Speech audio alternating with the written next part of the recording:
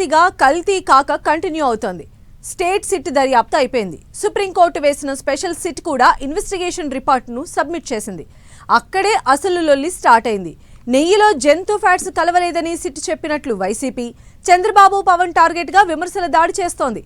దీంతో తిరుమల కల్తీ నెయ్యి ఎపిసోడ్ ఏపీ పాలిటిక్స్లో మళ్లీ రచ్చకు దారితీసింది. సరిగ్గా ఇదే టైంలో కూటమి సర్కార్ కల్తీ నెయ్యిపై విచారణ కమిషన్ను వేసింది. కల్తీ కథ క్లైమాక్స్కు చేరేదెప్పుడు? రాబోయే ఎన్నికల వరకు కల్తీ నెయ్యి కాక కంటిన్యూ కాబోతోందా?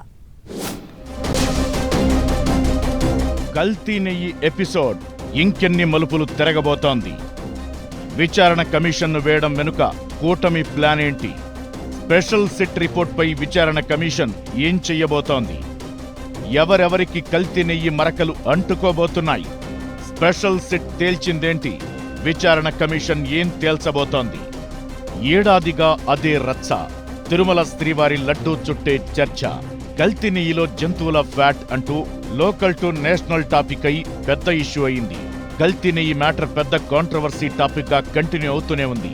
అప్పటి ప్రభుత్వంలోని నేతలకు, టీటీడీ పాలకులకు కల్తీ నెయ్యి మరకలు అంటాల్సిన దానికంటే ఎక్కువే అంటాయి. కట్ చేస్తే లేటెస్ట్ గా సుప్రీంకోర్టు వేసిన స్పెషల్ సిట్ ఇచ్చిన రిపోర్ట్తో ఇప్పుడు కొత్త రచ్చ స్టార్ట్ అయింది. శ్రీవారి లడ్డూ తయారీలో వాడే నెయ్యిలో జంతువుల కొవ్వు ఆనవాళ్లు లేవని స్పెషల్ సిట్ రిపోర్ట్ ఇచ్చిందని వైసీపీ పెద్ద ఎత్తున ప్రచారం చేస్తోంది. ఓవైపు సోషల్ మీడియాలో, మరోవైపు వైసీపీ లీడర్లు స్టేట్మెంట్లతో హోరెత్తిస్తున్నారు. కల్తీ నెయ్యి ఇష్యూలో చంద్రబాబు, పవన్ వ్యాఖ్యలను గుర్తు చేస్తూ కార్నర్ చేస్తోంది ఫ్యాన్ పార్టీ. ఈ నేపథ్యంలో కూటమి ప్రభుత్వం కీలక నిర్ణయం తీసుకుంది. స్పెషల్ సిట్ దర్యాప్తులో కల్తీ నెయ్యి ఎపిసోడ్లో అసలు సూత్రధారులను వదిలేశారని, కేవలం నామమాత్రంగా పాత్రధారులను మాత్రమే అరెస్టు చేశారని కూటమి ప్రభుత్వం భావిస్తోందట. అంతేకాకుండా సిట్ విచారణ రిపోర్ట్, ఛార్జ్షీట్లలో కూడా తేడాలు ఉన్నాయని అనుమానిస్తున్నారట. దీంతో నిజానిజాలు పూర్తి స్థాయిలో తెలుసుకునేందుకు విచారణ కమిషన్ వేయాలని కూటమి సర్కార్ డిసైడ్ చేసింది. దీంతో తిరుమల లడ్డూ కల్తీ నెయ్యి ఇష్యూపై మరోమారు విచారణ జరిగే అవకాశముంది.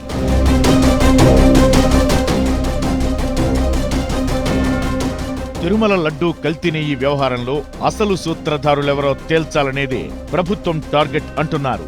కల్తీ నెయ్యిపై దర్యాప్తు చేసిన స్పెషల్ సిట్ తన నివేదికలో పాత్రధారులపై చర్యలకు మాత్రమే సిఫార్సు చేసిందని, క్వాలిటీ లేని నెయ్యిని టీటీడీకి సప్లై చేసేందుకు కారణమైన అసలు సూత్రధారులను సిట్ వదిలేసిందని కూటమి పెద్దలు భావిస్తున్నారట.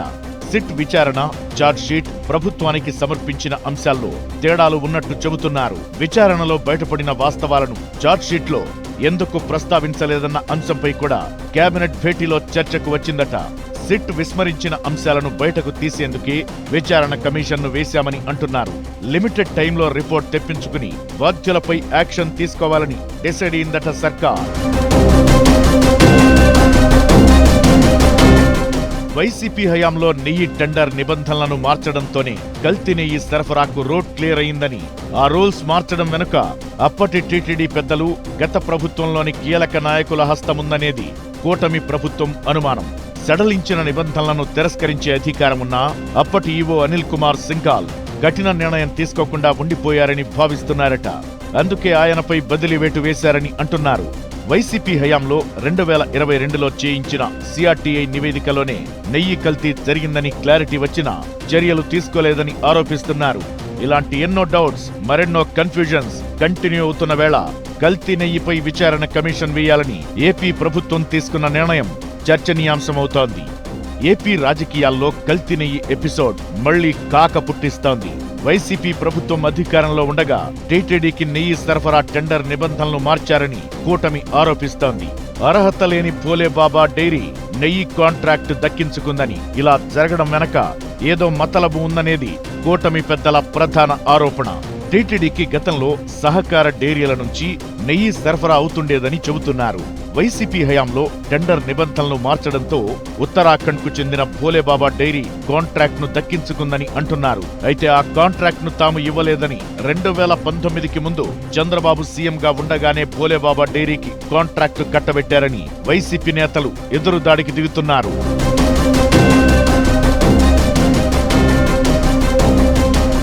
విచారణ కమిషన్ అంటూ ఏపీ ప్రభుత్వం చేసిన ప్రకటనతో టీటీడీ కల్తీ నెయ్యి ఇంకా ఎన్ని మలుపులు తీసుకుంటుందోనన్న చర్చ మొదలైంది. కూటమి ప్రభుత్వం అధికారంలోకొచ్చిన 3 నెలల తరువాత CM Chandrababu, deputy CM Pawan కల్తీ నెయ్యి, జంతువుల ఫ్యాట్స్ అంటూ ప్రకటనలు చేశారు. ఆ తరువాత అనేక పరిణామాలు చోటు చేసుకున్నాయి. సుప్రీం ఆదేశాలతో ఇప్పటికే సిబిఐ, సెట్ దర్యాప్తు జరిపింది.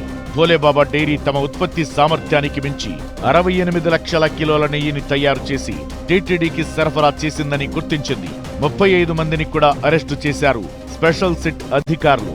అయితే నెయ్యి టెండర్ నిబంధనలను మార్చడంలో అప్పుడు వైసీపీ ప్రభుత్వం తరపున ప్రతినిధులుగా ఉన్న నేతలు, అప్పటి ఈవోలు, అప్పటి ప్రభుత్వ పెద్దల ఇన్వాల్వ్మెంట్ ఉండి ఉండొచ్చన్నది కూటమి లీడర్ల ఆరోపణ.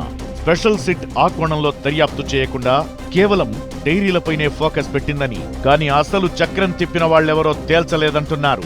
సిట్ పాత్రదారులను అరెస్టు చేసి సూత్రధారులను వదిలేసిందని, అందుకే వైసీపీ లీడర్లు తామేం తప్పు చేయలేదన్నట్లుగా రెచ్చిపోతున్నారని ప్రభుత్వం అసంతృప్తిగా ఉందట. ఈ విషయంపై అధికార ప్రతిపక్షాల మధ్య కొన్ని రోజులుగా డైలాగ్ వార్ నడుస్తోంది. ఇలాంటి పరిస్థితుల్లో పొలిటికల్ హీట్ మరింత పెరిగేలా ప్రభుత్వం విచారణ కమిషన్ వేయడం హాట్ టాపిక్ అవుతోంది. పరిస్థితులను చూస్తే కల్తీ నెయ్యి ఎపిసోడ్ రాబోయే ఎన్నికల్లో ప్రధాన ఎజెండాగా మారే అవకాశాలు లేకపోలేదన్న చర్చ జరుగుతోంది.